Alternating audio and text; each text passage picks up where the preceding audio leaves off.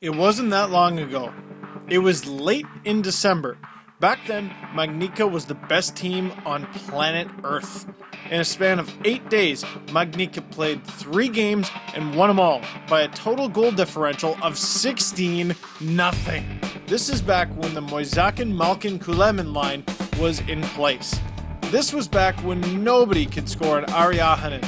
This was back when Magnica scored on every power play. It wasn't that long ago. Having lost their NHLers, Magnica slowly but steadily began its downfall. The team was losing its momentum until it screeched to a complete halt. They won just 2 out of 10 games to end the regular season. Paul Maurice's job was way easier when he could simply let Evgeny Malkin, the Russian hockey superstar, do his thing. Many times, Malkin saved the day for Magnitogorsk, scoring timely goals. When he left, many believed Sergei Mozyakin would take this role upon himself. And why wouldn't he? After all, he was one of the biggest stars of Russian hockey for many years. Mozyakin scored 35 goals, matching the KHL's all-time record, but he could set a new one.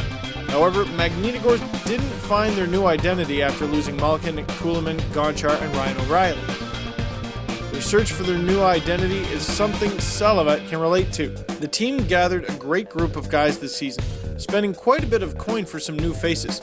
Nevertheless, former Salavat coach Venir Safin couldn't build a team who could win on a consistent basis. Salavat played a very inconsistent game and quite often shot themselves in the foot. Safin was soon replaced by Vladimir Yerzinov Jr., and Alex Svitov joined the team having recovered from an injury. This is when Salavat found their new identity. It turns out that all Salavat needed was a leader with whom the team could follow. Svitov woke up a sleeping giant in Salavat. The team from Ufa couldn't climb any higher than 5th place in the East, but in this playoffs, they are one of the main and discreet at the same time.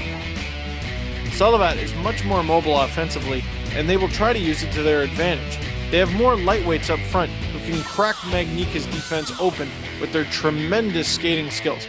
Paul Maurice is going to have to come up with a countermeasure against that, or Magnica can forget about the Gagarin Cup.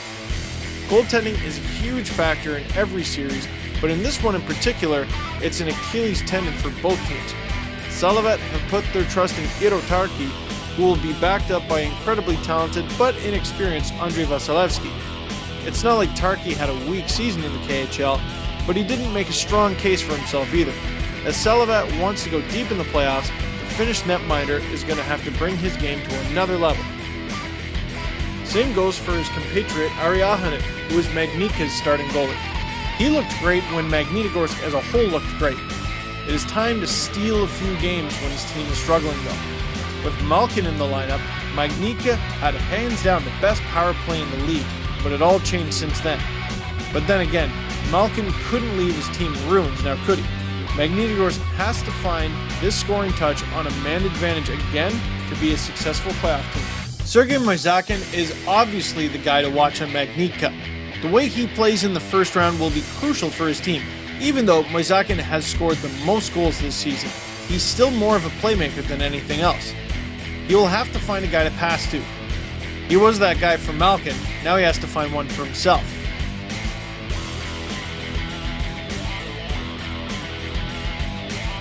Key player for Salavat in this series is Alex Svitov, a true Russian warrior. He never backs down. He fights until the end, even when it looks like it's all over. He's equally skilled in every aspect of his game, and once he got his legs going for him, the only thing that can stop him is the end boards. And not every end boards at that. Alex is a tank, and Salavat feels quite comfy behind him.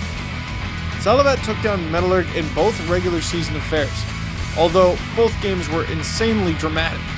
And it doesn't look like this series is going to be any different, because it can't not be dramatic when you look at the clash of 2 very good teams. Magnica without Malkin, Salavat without Radulov.